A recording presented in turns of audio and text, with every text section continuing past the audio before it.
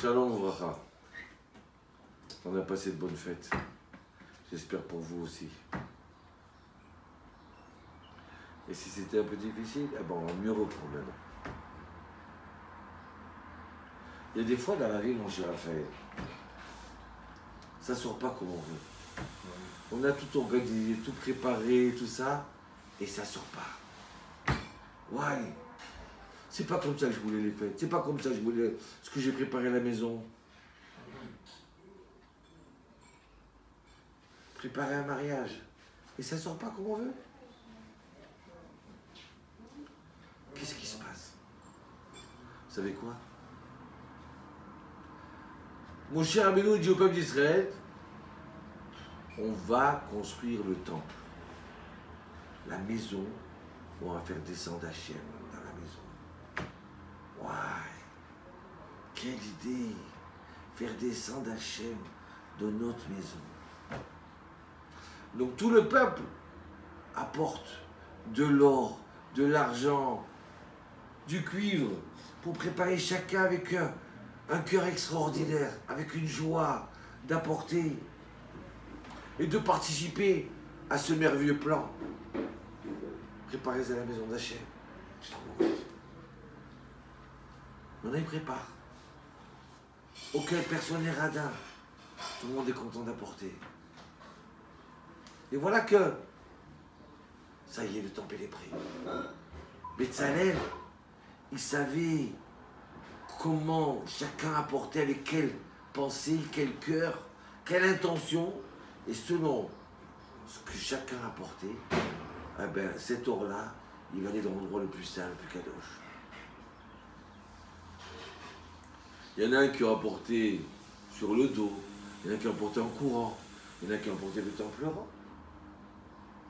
Oh oui, on veut donner, mais ça fait la peine, ça va manquer.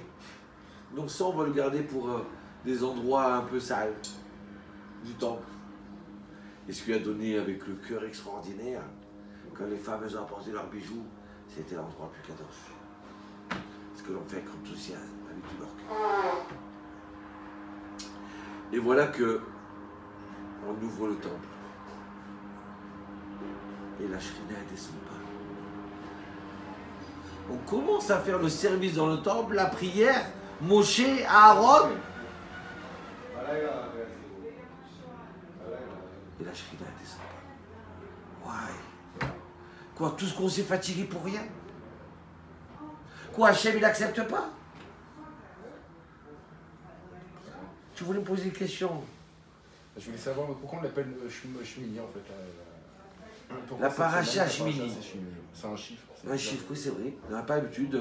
D'habitude, c'est ou Yitro, ou Chaye Sarah, ou Bereshit. Mais un chiffre, la paracha, c'est rare. Tu sais pourquoi? Non. Ta question marche bien, ce qu'on dit. Parce que là, maintenant, on est le 8e jour. Le 8e jour où il y a le service qui se fait, et la lumière ne descend pas. Il doit y avoir un nuage comme ça de sainteté. Les gens ne ressentent pas. Ouais, tout ce qu'on s'est fatigué pour rien. Hachem, il n'accepte pas notre cadeau. Il n'accepte pas. L'âme Israël était triste. Moshe, Aaron, il dit, ouais, Moshe, tu sais pourquoi ça ne marche pas? Eh ben, parce que j'ai fait le veau d'or avec le peuple. Donc Hachem, il n'accepte pas, il ne me pardonne pas. Donc c'est pour ça que la Shrina ne descend pas. Il y a des gens qui font des maisons extraordinaires. Mais dans la maison, il n'y a pas de joie. À quoi ça sert d'avoir une piscine, une maison 2 étages, 3 étages? Il n'y a pas de joie. Le plus important, c'est le contenu. C'est pas le cadre. Oui, on a le droit d'avoir une maison belle. Mais j'ai réfléchi des mois à savoir comment la couleur du mur que je vais prendre, et comment c'est, comment ça. Et je me suis assis avec les architectes. Vous savez, des fois, les femmes, c'est interdit que ça soit avec les architectes. Les laisser tout seul tout le temps. C'est pas bien, c'est dangereux. Ah, mais je prépare. Et alors? Eh bien, maintenant, ça y est, c'est la plus belle maison. Eh bien, on est triste de vivre dedans. Il n'y a pas de vie. C'est un corps qui n'a pas d'âme. Comment tu penses qu'à l'extérieur et tu ne penses pas à l'intérieur? Ils ont construit un temple à Mishkan, mais la Shrina ne descend pas, le principal, il n'y a pas. Les enfants, ils ont préparé un mariage. Un mariage, ça fait des mois qu'ils préparent. On va mettre les fleurs comme ça sur cette table. La table, on va l'appeler lion, et celui-là chat, et celui-là de ours. On a tout pensé. Je veux les fourchettes, d'accord, avec les pointes en or. Ah, super. Et il rentre sous la coupa. Et tu vois qu'il n'y a pas d'émotion. Mais pourquoi? Qu'est-ce qui se passe, monsieur? Le papa? Ah non, les feux d'artifice ont bientôt passé là. Bientôt, quand est-ce... Laissez tomber les feux d'artifice.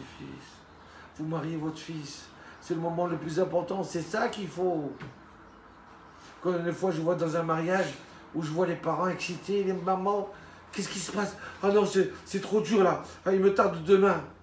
Mais c'est le moment le plus beau maintenant, madame. Non, mais vous avez vu qu'est-ce qu'il a dit l'autre? Qu'est-ce qu'elle a dit la belle-mère? C'est dommage. Profitez du moment là. Vous avez dépensé tellement d'argent. Où est le contenu? Où est l'émotion? Où est le cœur? Où sont ces belles larmes de joie qui sortent? Il n'y a pas de larmes. Et à ce moment-là, le photographe, il arrive. Alors, c'est la photo, souriez. Et tout le monde sourit. Ah oui, on sourit pour la photo. Mais souriez à la vie. C'est ça le plus important. C'est pas le cas le plus important. C'est pas de sourire pour la photo le plus important. C'est d'être joyeux du moment qu'on vit. Combien tu t'es investi pour ce moment-là? Comment tu l'as préparé spirituellement? Combien de prières tu as donné? Ah non, mais j'avais pas le temps parce que je me suis assis avec l'organisateur du mariage, avec l'orchestre, avec ça. Ah oui, là, j'étais débordé. Des fois, je dis aux mariés, vous savez, est-ce qu'on a une heure un peu, on se voit dans la semaine? Alors là, je suis rempli de rendez-vous. Hein. Faut que je prépare le mariage. Hein. Mais le plus important, c'est la coupa. C'est le cœur. Dommage. Donc voilà pourquoi mon cher Aaron, il parlait du 8e jour. Ça fait 8 jours qu'on attend qu'elle descende cette présence divine. Et elle ne descend pas. Ils se sont mis à deux à prier. Et tout le peuple attendait intensement. Et voilà, elle est arrivée, la présence. Oh, Dieu. Donc ne vous inquiétez pas, si ça ne vient pas, il faut prier. Il faut repenser comment faire la chose. Il faut s'intéresser du principal. À quoi ça sert d'avoir des maisons super belles et que le mari rentre chez le neuf à la maison et que la femme elle attend avec un balai? C'est dommage ça.